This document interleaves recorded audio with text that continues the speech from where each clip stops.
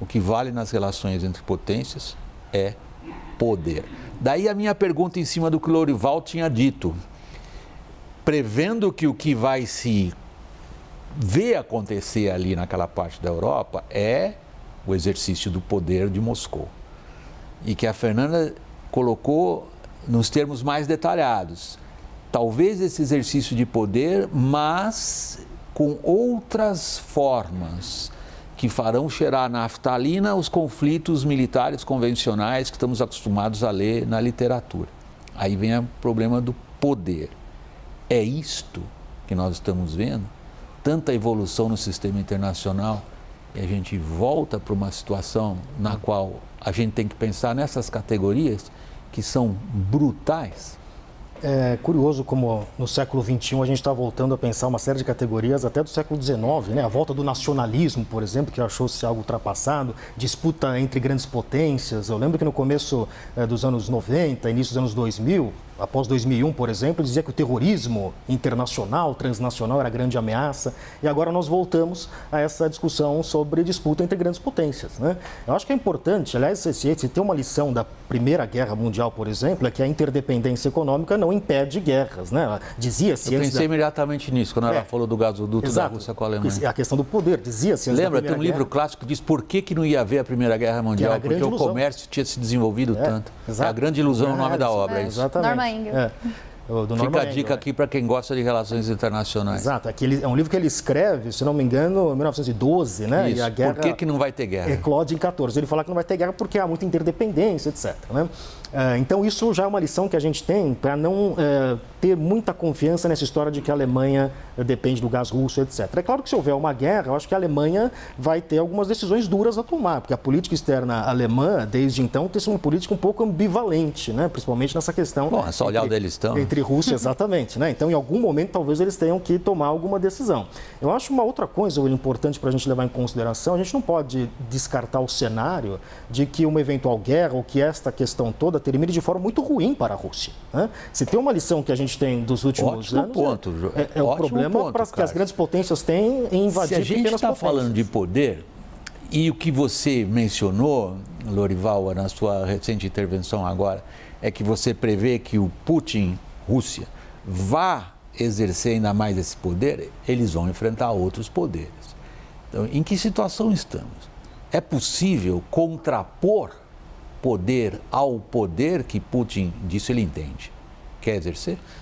Para fazer isso, eu acho que a gente tem que considerar as várias opções que ele tem na mesa. Ele não tem só a opção convencional de uma incursão armada. O Putin, ele tem uma grande experiência com usar outras formas de agressão não às quais a Fernanda estava se referindo. Cyber War, por exemplo. Pergunte à oposição russa, que a oposição russa ou está morta, ou presa, ou exilada. Morta com venenos, com tipos de armamento, de arma química, biológica, que as Forças Armadas russas desenvolveram. Mas isso, guerra cibernética, a intimidação de várias formas, assassinatos pontuais, fake news, a tal da false flag operation, você fazer de conta, você simular que você está sendo atacado, assim, tudo isso não é um devaneio do establishment de inteligência dos Estados Unidos. O Putin fez isso ao longo dos últimos 20 anos com o povo dele, fez isso dentro da Rússia, fez isso com a Geórgia. Até que estão perguntando qual vai ser o Gleiwitz dele. Exato. Gleiwitz é o famoso incidente forjado pelos alemães em finzinho de agosto de 1939 para poder invadir a Polônia. Claro. E assim, um avanço de tanques não é uma coisa tão fácil assim, os dois avanços de tanques mais rápidos na história foram a Blitzkrieg alemã através da França e a incursão dos Estados Unidos no Iraque em 2003.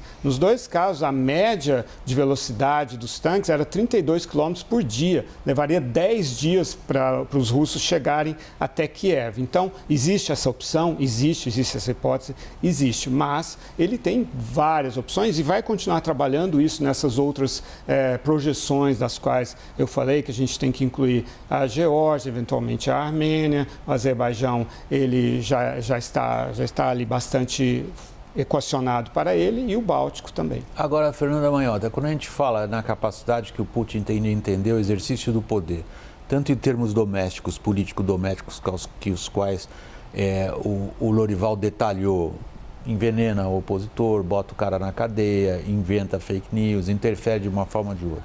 Agora, voltando para o campo clássico das relações internacionais, no qual se registra, como vocês dizem, uma situação clássica de uma potência que resolve exercer o seu poder ao seu redor. Ela provoca reações. Em que medida essas reações são capazes de bloquear isto que, evidentemente, nas palavras do Lorival, o Putin tem como alvo a ser atingido? Olha, William, acho que a palavra-chave da sua pergunta e que conecta com o que eu imagino de uma resposta é a palavra doméstica.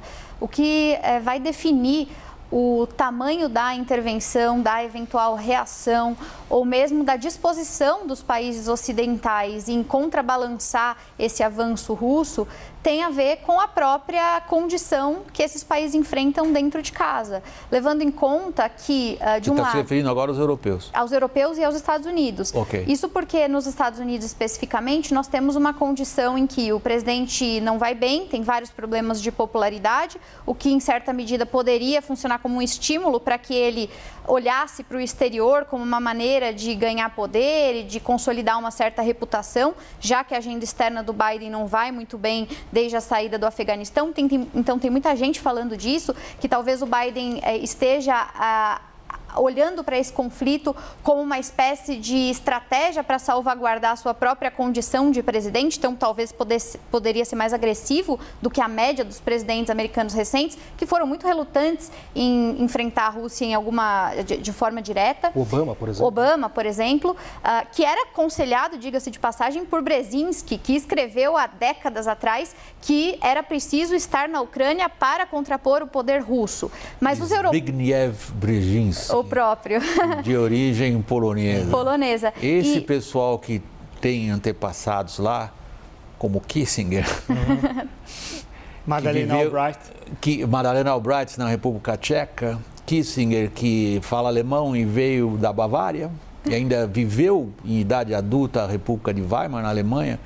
Eles têm dessas relações com a Rússia um outro tipo de compreensão Exatamente. histórica. Brzezinski é um especialista em segurança coletiva, segurança internacional, e eu me lembro 40 anos atrás era considerado um falcão. Pois é, exatamente. Então, assim, a gente está falando de um outro momento para os americanos, né? E os europeus, só para concluir, estão nessa mesma condição também. Macron tem se colocado como... da França, Emmanuel Macron. Isso, o presidente da França, Macron, tem se colocado como um interlocutor diplomático, teve recentemente reunido com Putin. E isso, obviamente, porque ninguém deseja uma guerra de grandes proporções, claro, por razões óbvias, mas também porque a França vai passar por eleições em poucos meses e é do interesse do Macron também isso em termos de consumo doméstico. Então, o resumo da ópera é que para conter os russos, existem forças disponíveis. A OTAN tem condições de conter os russos, os Estados Unidos têm condições de conter os russos. Os russos podem se dar muito mal numa eventual guerra contra o Ocidente. Mas a questão é, o Ocidente está disposto a fazer isso? É uma prioridade do Ocidente? Como isso vai ser consumido domesticamente por essa sociedade?